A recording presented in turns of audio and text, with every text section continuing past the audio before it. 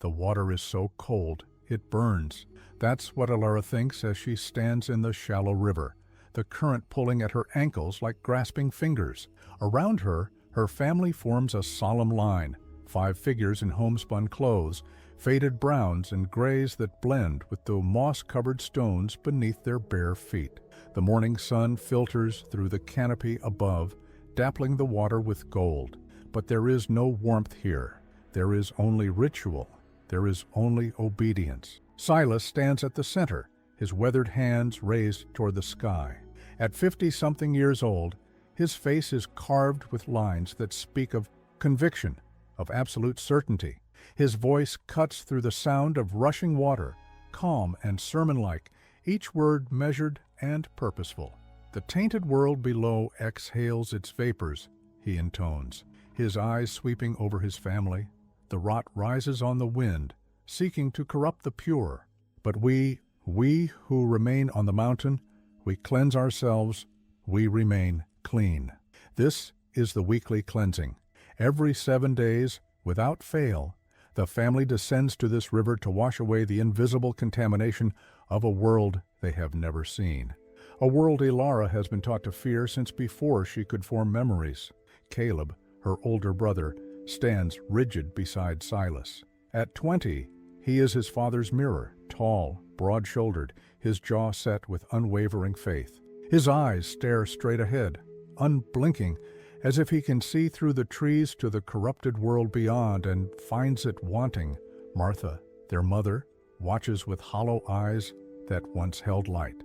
Now they reflect only the gray of river stones and the weight of years. Her lips move silently, perhaps in prayer, perhaps in something else entirely. And Samuel, 10 years old, small for his age, shifts his weight from foot to foot. The rocks hurt his tender soles. Alara can see him wince, can see the way his thin shoulders tremble for more than just cold, but he doesn't complain, none of them do. Then Silas moves toward Samuel with gentle purpose. He places one hand on the boy's shoulder, and with the other, he tilts Samuel's chin upward. "Close your eyes, son," Silas says softly. "Let the mountain cleanse you." What happens next happens slowly, though it feels like a lifetime compressed into seconds. Silas's hand moves to the back of Samuel's head, and he pushes the boy forward, down, beneath the surface. The water swallows Samuel's face, his hair floating like dark kelp. Bubbles rise. The boy's hands instinctively reach up, fingers grasping at air, at his father's arms. Alara watches. She cannot look away. Her breath catches in her throat, and every muscle in her body screams to move, to pull her brother up, to stop this. But she has learned the cost of interference. She has learned to be still. The second stretch, 5, 10, 15. Samuel's struggles intensify, then weaken. And still, Silas holds him down, his face a mask of benevolent concern, as if he is performing an act of profound love. Finally, he pulls Samuel up. The boy erupts from the water, gasping, coughing, water streaming from his nose and mouth. His eyes are wide with confusion and fear, but Silas pulls him close in an embrace. "Good," Silas whispers, smoothing the boy's wet hair. "Good. The rot has no hold on this family." He smiles. It is the smile of a father who believes he has just saved his son's eternal soul. Alara feels something crack inside her chest, a hairline fracture in the foundation of everything she's been taught to believe. But she buries it deep, masks her face with the same compliance she has perfected over 17 years. Her eyes, though, her eyes betray a flicker of something dangerous, weariness, doubt. Life on the homestead follows patterns as old as Alara's memory. The cabin sits nestled in a clearing surrounded by towering pines and the endless embrace of the Appalachian Mountains. It is 1978 in the world beyond, though Alara doesn't know this. Time here is measured differently, by seasons, by harvests, by the rising and setting of a sun that belongs only to them. The cabin is simple, built by Silas's own hands from timber he felled himself. Inside, the walls are decorated with his hand-carved maxims, burned into wooden plaques that hang like commandments. The mountain protects. The world below is rot. Faith is fence. Doubt is death. The family moves through their morning chores with practiced efficiency. Caleb splits firewood, each swing of the axe precise and powerful. Martha tends the garden, her hands moving mechanically through the soil. Samuel collects eggs from the henhouse, his childish voice counting them aloud. A small moment of innocence in a world carefully constructed to eliminate spontaneity. And Elora is tasked with checking the perimeter snares. It is a job that takes her away from the watchful eyes of the cabin into the embrace of the forest. Here, alone among the trees, she can almost breathe. She moves with the fluid grace of someone who has walked these paths since childhood. She knows where to step to avoid the thorn bushes, which trees mark the boundaries of their land, where the deer trails intersect with the rabbit runs. This forest is her entire world, and yet she is beginning to feel its edges like the walls of a prison she never knew she was inside. The first 2 snares are empty. The third holds a rabbit, already stiff with death. She resets the trap with practiced hands, her mind elsewhere. She thinks about Samuel's face in the river, about the way his hands reached desperately for air. She thinks about the way Silas smiled afterward, as if he had done something beautiful. A question forms in her mind, a dangerous question, one she has learned to suppress. What if he's wrong? But the thought is too large, too terrifying to examine. She pushes it down, locks it away with all the others, and continues through the forest. The forbidden ridge lies at the eastern edge of their territory. Silas has warned them since childhood. Beyond that ridge, the earth falls away into shadow. That is where the tainted world reaches up like grasping hands. Never go there. The mountain's protection ends at that boundary. Elora has obeyed this commandment for 17 years, but today, checking a snare near a rocky outcropping she's visited 100 times before, something changes. Her foot finds a loose stone. The earth gives way beneath her. She tumbles down a short embankment, branches scratching at her arms, rocks bruising her ribs. She lands hard at the bottom, the breath knocked from her lungs. For a moment, she lies still, listening to her heartbeat thunder in her ears. Above her, through the canopy, she can see patches of sky, blue and infinite and indifferent. Slowly, she sits up, checking herself for injuries. Nothing serious, just scrapes and bruises that will fade. That's when she sees it, partially buried in the dirt and dead leaves, catching the light, something that glints, something that doesn't belong. Her hand moves almost of its own accord, brushing away the debris. Her fingers close around cool metal and smooth glass. She pulls it free, and her breath catches. A pair of sunglasses, aviator style, one lens cracked in a perfect spiderweb pattern. The metal is tarnished but unmistakably manufactured, perfectly formed, in a way that no human hand could replicate. The remaining lens is dark, reflective, showing her own startled face back to herself. She has never seen anything like this. Nothing on the homestead is so precise, so perfect in its construction. These came from machines. These came from the world below, the tainted world, the rot. Elora. Caleb's voice cuts through the forest like an axe through wood. Panic surges through her veins. In one swift motion, she shoves the sunglasses into her waistband, hidden beneath the fold of her shirt, and scrambles to her feet. "I'm here," she calls back, forcing steadiness into her voice. "Just checking the trap." Caleb appears through the trees, his eyes scanning the area with suspicion. He is always watching, always vigilant for signs of weakness in his siblings. "Faith, what are you doing this far out?" he demands. "The rabbit trail led me here," Elora lies, gesturing vaguely at the underbrush. "I wanted to see if we should set another snare." He studies her for a long moment, his jaw working. She can see him deciding whether to believe her, whether to report this to Silas. The sunglasses feel like they're burning against her skin, a secret too large to contain. Father says the evening meal is soon. Caleb finally says, "Come back." It's not a request. Elora nods and follows him back toward the cabin, her heart still racing. Behind her, unnoticed and unexamined, the embankment she fell down leads further into the forbidden territory, towards secrets that have waited years to be discovered. Dinner is always the same. The family gathers around the rough-hewn table Silas built. their plates filled with simple fare, venison stew, cornbread, vegetables from the garden. They eat in silence until Silas is ready to speak, until he is ready to give them the nightly telling. These stories are the foundation of everything Ilara knows. They are the myths that explain their existence, the warnings that justify their isolation. She has heard them thousands of times, knows them by heart, could recite them in her sleep.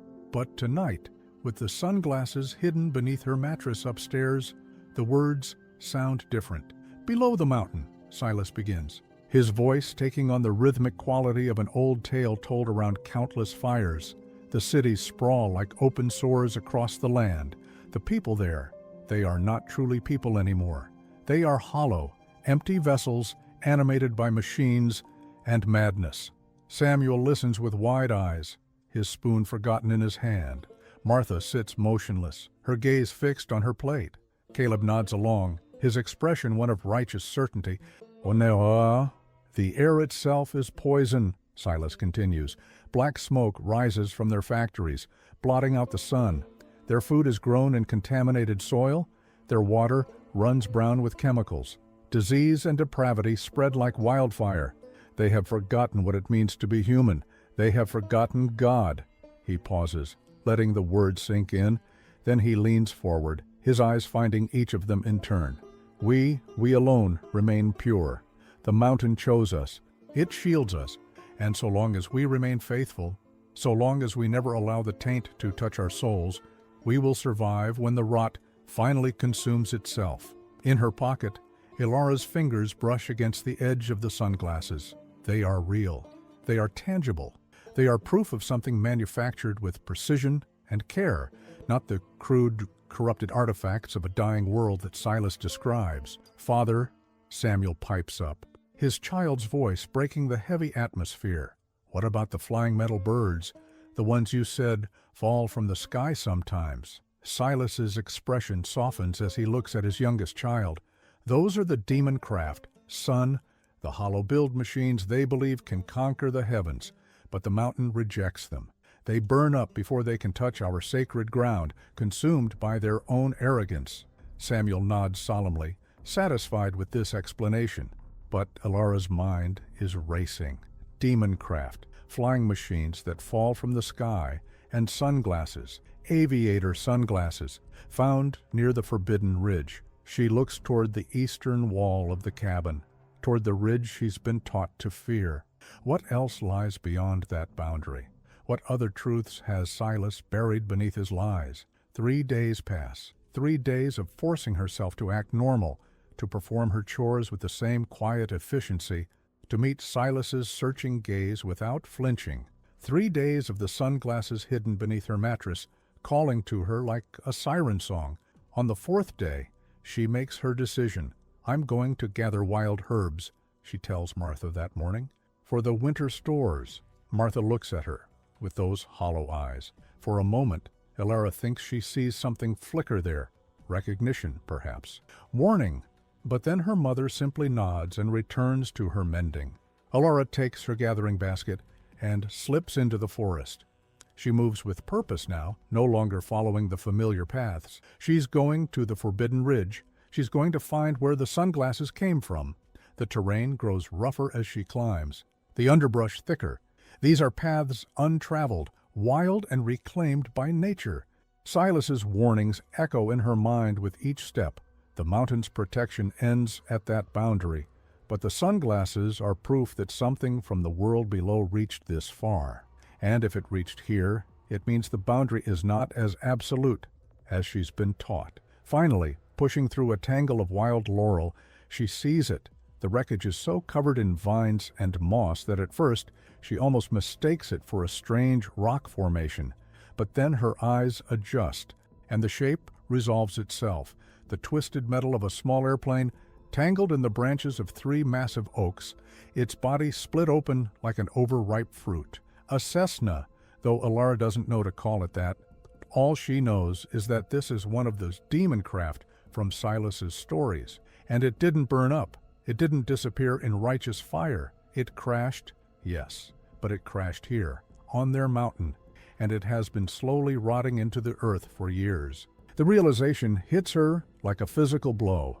Silas lied. Her legs feel weak as she approaches the wreckage. The plane must have come down years ago, maybe before she was born. The metal is rusted, the paint faded to ghost memories of color. Nature has begun the slow process of reclaiming it, but it is unmistakably man-made, unmistakably real. She circles the wreckage, her heart pounding. Part of her expects it to vanish like a mirage, for this to be some kind of test of her faith. But it remains solid under her trembling fingers. The cockpit is accessible through a hole torn in the fuselage. Elora hesitates at the threshold. Inside could be bones. Inside could be evidence of the death Silas promised awaits those who defy the mountain's will.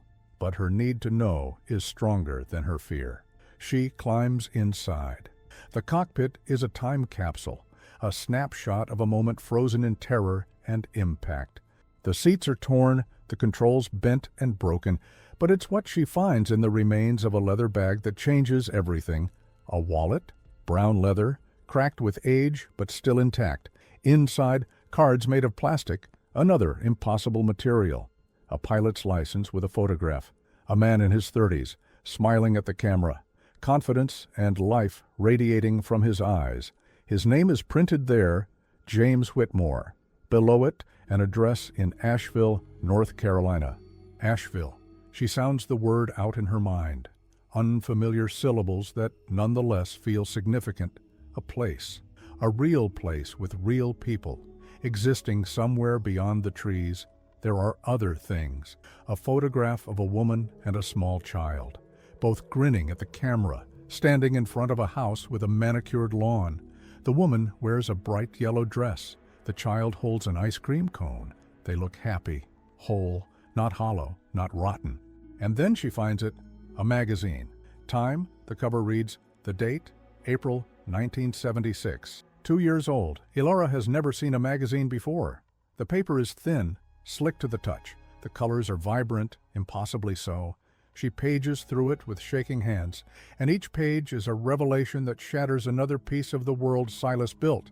Advertisements for cars, sleek and shining, smiling families in clean clothes, a woman driving, independent and free. Products she doesn't recognize, Coca-Cola, Sony, Chevrolet. The words mean nothing, but the images speak volumes. These people, the hollow, as Silas calls them, they don't look sick. They don't look mad. They look alive. They look free. They look like they're living in a world that has not ended, that is not dying, that is simply different. One particular image stops her cold. A family at a picnic. Mother, father, 2 children. They're laughing. The sunlight golden on their faces. The father is tossing a football to his son. The mother is pouring lemonade. It's so ordinary, so beautifully, impossibly ordinary. This is what Silas has kept from them, not a rotting world of disease and madness, but this, life, choice, freedom. She looks at the date again, April 1976. 2 years ago, if the world was ending, if civilization was collapsing, would they be printing magazines about picnics and new cars? Would they be smiling? The answer is so obvious it feels like a physical weight settling in her chest. No, they wouldn't, because the world isn't ending. It never was. Silas's apocalypse is a lie. Everything is a lie. Elora sits in the rusted cockpit of the dead man's plane, holding his magazine with hands that won't stop shaking, and she begins to understand the true nature of her prison. It's not the mountains or the forest or the distance from civilization. It's Silas. It's the walls he's built in their minds, the fear he's cultivated, the reality he's replaced with his own twisted mythology. She thinks of Samuel, so small and trusting, learning these lies as truth. She thinks of the life he could have, the real world waiting beyond these trees, the world of yellow dresses and ice cream cones and possibilities she can barely imagine. And she thinks of herself, 17 years old, her entire existence shaped by a madman's delusions. For the first time in her life, Elora allows herself to feel anger, real, burning, righteous anger, not at the tainted world, not at the rot, but at her father. She takes the magazine. She takes the photograph of the smiling family. She leaves the wallet. It feels too much like grave robbing, but she takes these pieces of proof, and she climbs back out of the cockpit with a purpose she's never felt before. She needs to escape, and she needs to take Samuel with her. But first, she needs to know more about the world she'll be escaping into. She needs to prepare. She needs information. She returns to the wreckage the next day and searches more thoroughly. Hidden in the rear compartment, she finds something that will change everything. A small, hand-crank emergency radio. The radio becomes her most precious secret. At night, when the cabin is dark and the family asleep, Elara hides beneath her thin blanket and cranks the small handle. The motion is awkward, the mechanism stiff with age, but eventually she gets it working. At first, there's only static, the white noise of empty frequencies. She's about to give up when suddenly, miraculously, a signal breaks through. Music. She has never heard anything like it. The guitar is electric, the drums thunderous, the voice raw and powerful. It's rock and roll, though she doesn't know to call it that. All she knows is that it's alive, pulsing with energy and emotion and a kind of joy that feels almost painful in its intensity. She listens with tears streaming down her face, her hand pressed over her mouth to muffle any sound. This music couldn't exist in a dying world. This music is proof of life, of creativity, of a civilization that hasn't collapsed but continues to create and dream and express itself. The song ends, and a voice, casual, friendly, begins to speak. That was Born to Run by Bruce Springsteen, a classic here on 97.3. UNC, Asheville's home for rock and roll. It's 11:47 p.m. on Wednesday night. Temperature's a cool 54 degrees, and you're listening to Jimmy Thompson's Late Night Drive Time Show. Coming up next, we've got news on the hour, including updates on President Carter's energy policy. President Carter, the name means nothing to Elara, but the implication is everything. There is a president, there is a government, there is a functioning world with policies and news and late-night radio shows. She listens to the news broadcast that follows with fierce concentration, absorbing every word even when she doesn't fully understand the references. They talk about gas prices and international relations and a baseball game. They talk about next week's weather forecast. They talk about the world as if it's continuing, as if tomorrow will come and bring with it ordinary concerns and ordinary joys, not rot, not collapse, not the end of everything, just life. That night, Elara lies awake long after the radio signal fades back into static. She stares at the ceiling of her small room, at the exposed rafters Silas cut and shaped with his own hands, and she feels the final threads of her faith in him dissolve like morning mist. Her entire life has been a lie, a carefully constructed prison built from manipulation and control. Silas didn't save them from the tainted world. He stole them from the real one. And now, she has to figure out how to steal them back. But her changed behavior hasn't gone unnoticed. She doesn't realize how much she's revealed until it's too late. At dinner the next evening, Silas asks her to recite one of his core tenets, a ritual he performs regularly, ensuring their faith remains pure. Usually, she can recite them without thought, the words flowing automatically after years of repetition. The world below is rot, Silas prompts. Complete the teaching. Elara opens her mouth. The words should be there, waiting. And we who remain above are the last seeds of humanity, protected by the mountain's grace, untouched by the taint, chosen to inherit the new world when the old one burns. But the words stick in her throat, behind her eyes. She sees the magazine. She hears the radio. She thinks of the lies, and the truth catches the words like a fishbone. The hesitation is barely a second long, maybe two, but it's enough. The temperature in the room drops as Silas's gaze locks onto her. Across the table, Caleb's eyes narrow with recognition and disgust. Martha's hand still over her plate. Samuel looks between them, confused by the sudden tension. Elara, Silas says softly, terribly softly. Is something troubling you?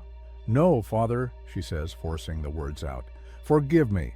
The world below is rot, and we who remain above are the last seeds of humanity, protected by the mountain's grace, untouched by the taint, chosen to inherit the new world when the old one burns." The words taste like ash in her mouth. Silas studies her for a long moment. Then he nods slowly, his expression unreadable. "Good," he says. "Good. Continue to guard your thoughts, daughter. Doubt is the first doorway to corruption." The meal continues in tense silence, but Alara can feel Caleb watching her, can sense his suspicion like a physical weight. She has made a mistake. She has shown her hand. She needs to be more careful, or she needs to act soon, perhaps both. The warning comes from an unexpected source. Martha finds her the next day, alone in the woodshed, splitting kindling for the stove.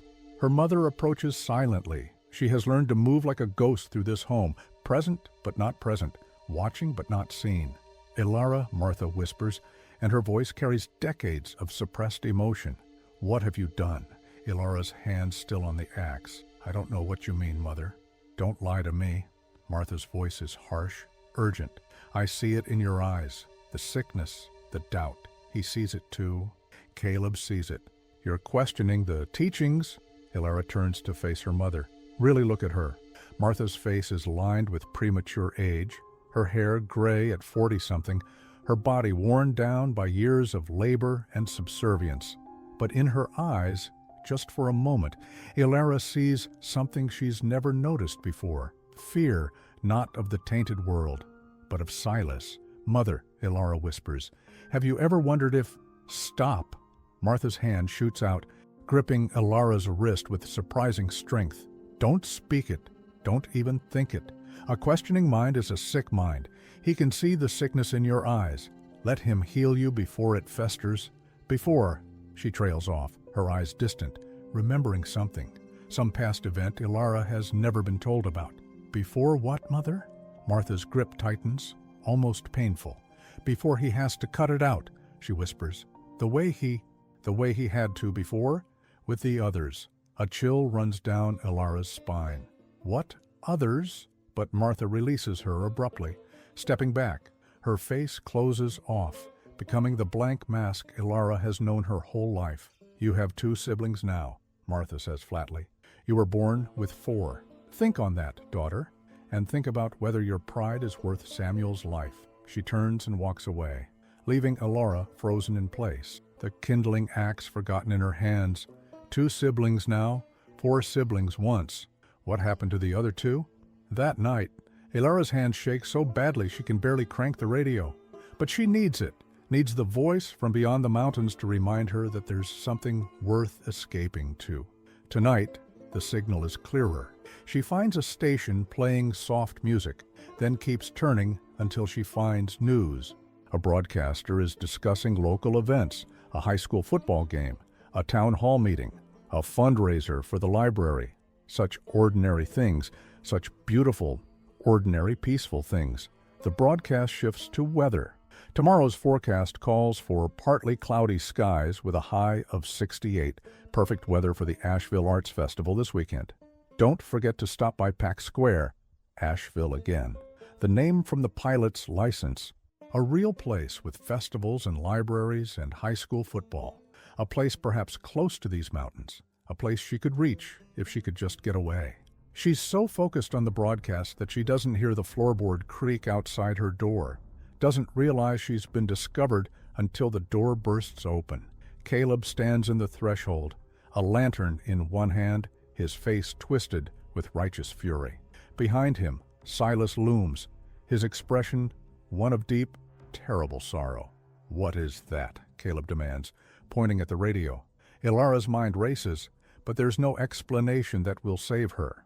The radio is damning. It's proof of her betrayal, her contamination. "It's a radio," she says simply, her voice steadier than she feels. "From a plane that crashed on the Forbidden Ridge. It still works. The world is still there, Father. It hasn't ended. You lied." The words hang in the air like a thrown gauntlet. Silas doesn't rage. That would be easier, more predictable. Instead, he enters her room slowly, his face etched with pain as if she has struck him. "Oh, my daughter," he says softly.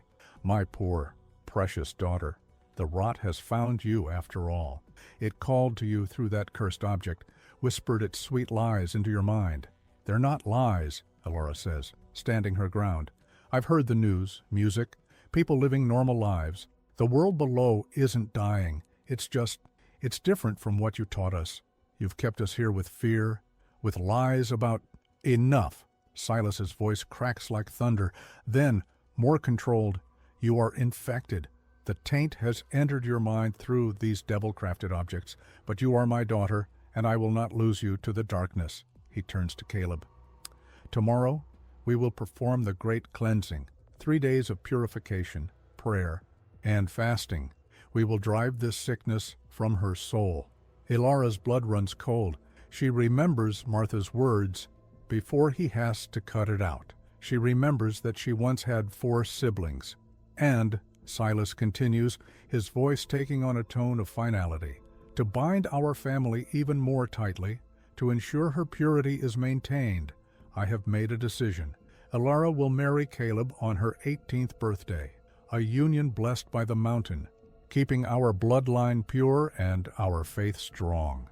The room spins. Marry Caleb, her zealot brother who looks at her with disgust and devotion in equal measure.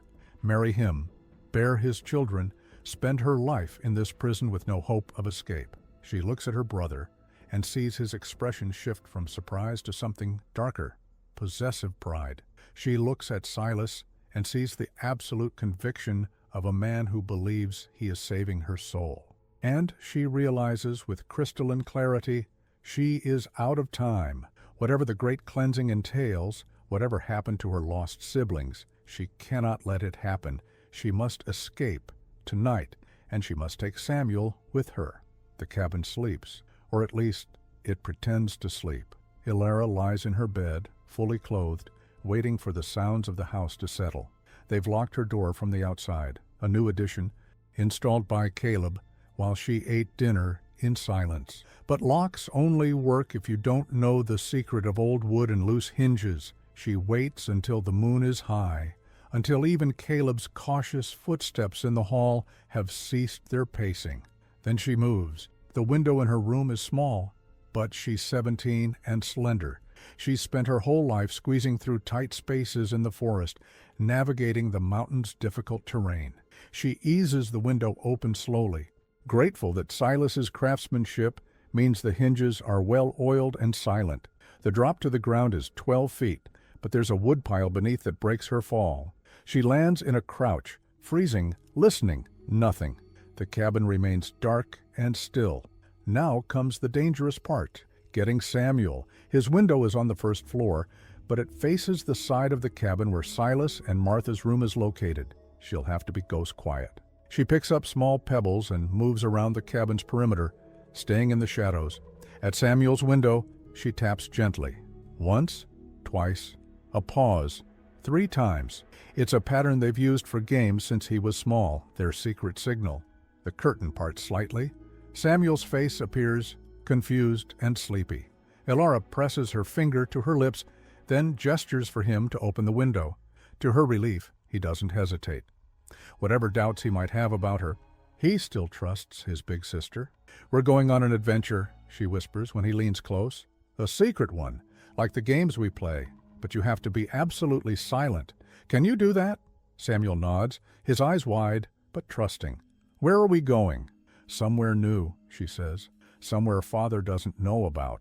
But we have to leave now, and we can't tell anyone. Not even Mother. It's a secret, our secret."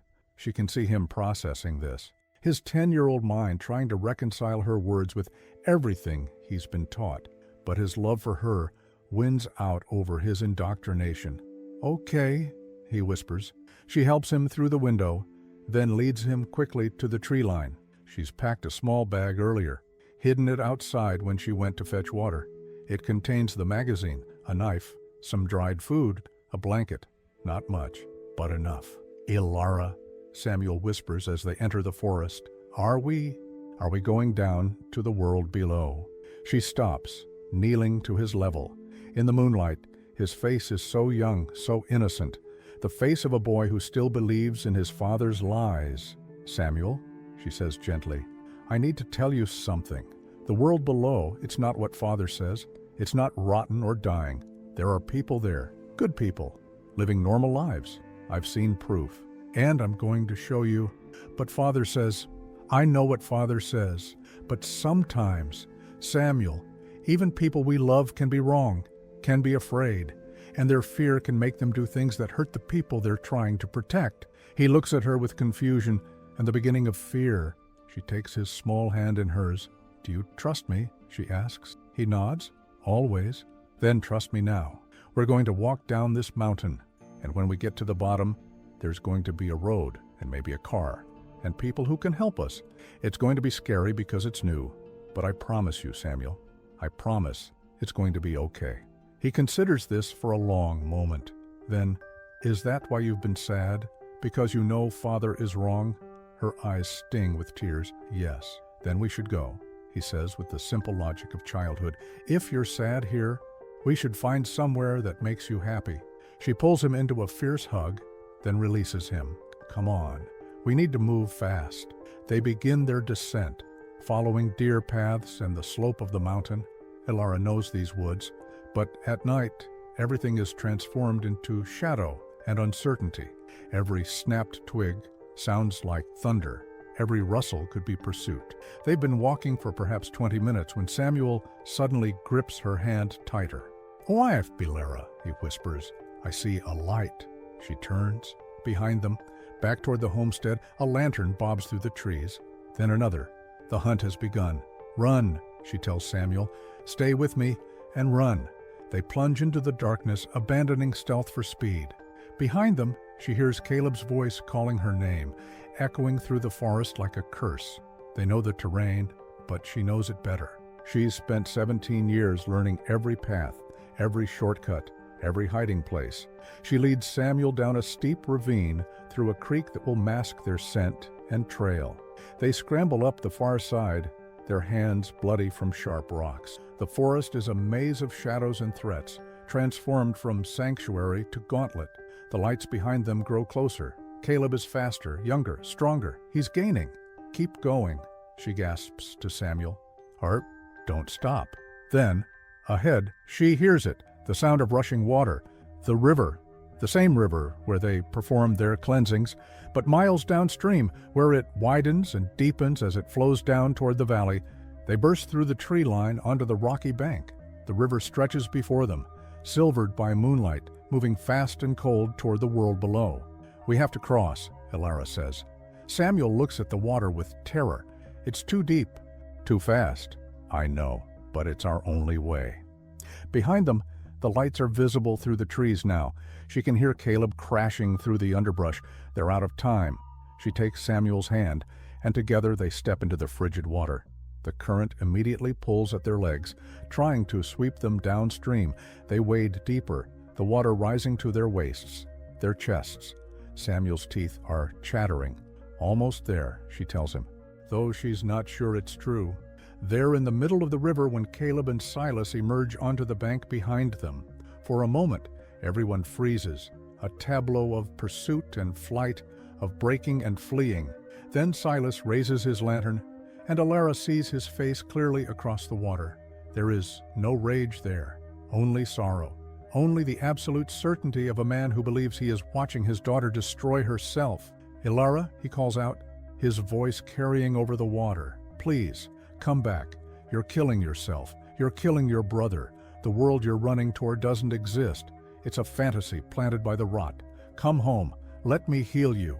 For a moment, just a moment, she wavers. He sounds so certain, so caring, so much like the father who has fed and clothed and protected her for 17 years.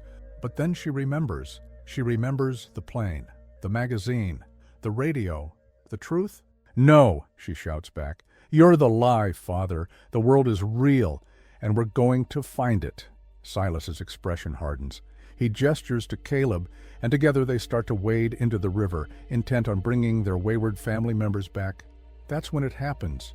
A glow appears behind them, orange and terrible. They turn, and Ilara sees it. The homestead is burning. Flames are rising from the cabin. consuming the structure in a hungry rush. The fire seems too large, too organized to be accidental. Someone set this fire. Silas cries out, an inarticulate sound of anguish and disbelief. He and Caleb turn back to the shore, torn between pursuit and saving their home, their life's work. And then Alara sees her, Martha, standing at the tree line, illuminated by the flames. Her face is expressionless, but her eyes find Alara's across the distance. For the first time in years, perhaps for the first time in her life, there is something like peace in her mother's hollow gaze. She has made her choice.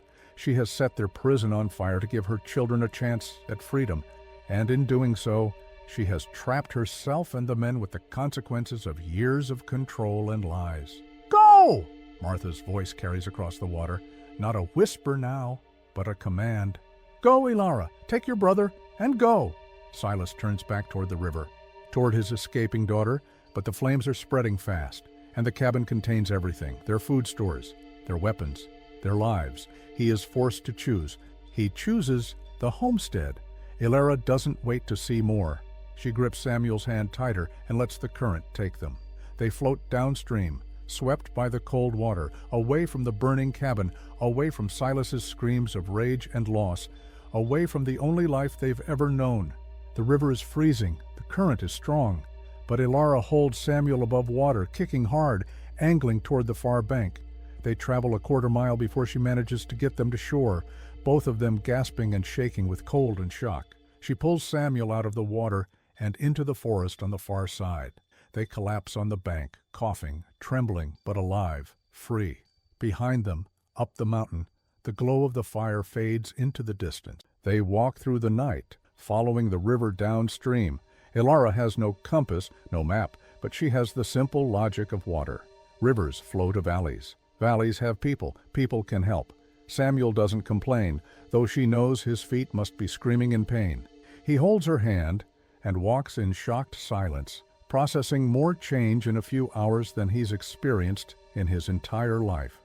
As dawn breaks, painting the sky in shades of pink and gold, the forest begins to thin.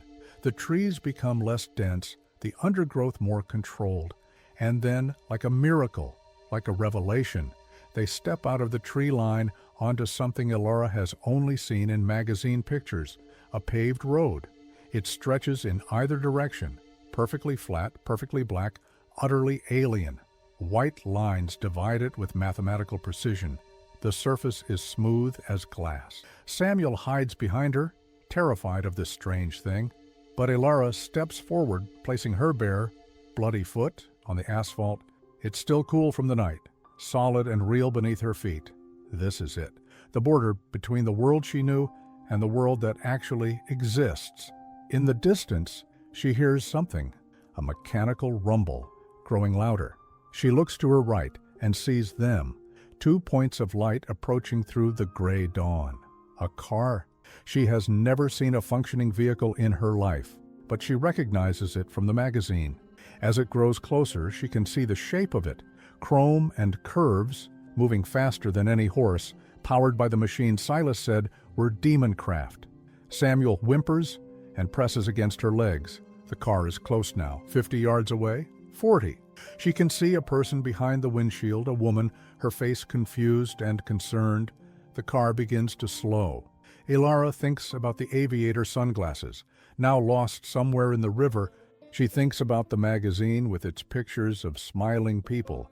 She thinks about Martha standing before the flames, choosing sacrifice over submission. She thinks about her entire life, built on lies, and the unknown future stretching before her like this road, strange and frightening and full of possibility. The car stops 20 feet away. The woman inside rolls down her window. "Honey," she calls out, her voice carrying real concern. "Are you okay? Do you need help?" Alara stands at the edge of the world she was taught to fear, her younger brother clutching her waist, their clothes soaked and torn, their feet bloody from the mountain stones. She stands on the border between the lies of the past and the truth of the future.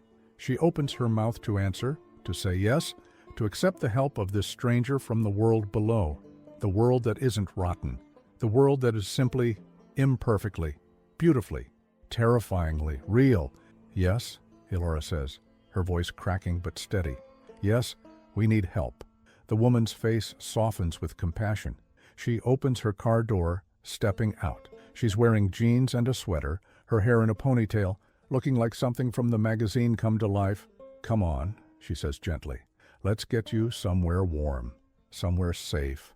Elora takes Samuel's hand and leads him forward, away from the mountain, away from the lies, away from Hollow Ridge and toward whatever comes next. Behind them, the forest is silent. Before them, the road stretches into a future they don't yet understand, but they will learn. Together, they will learn. The car door closes, the engine rumbles to life, and they drive away from the mountain, into the morning light, into the world.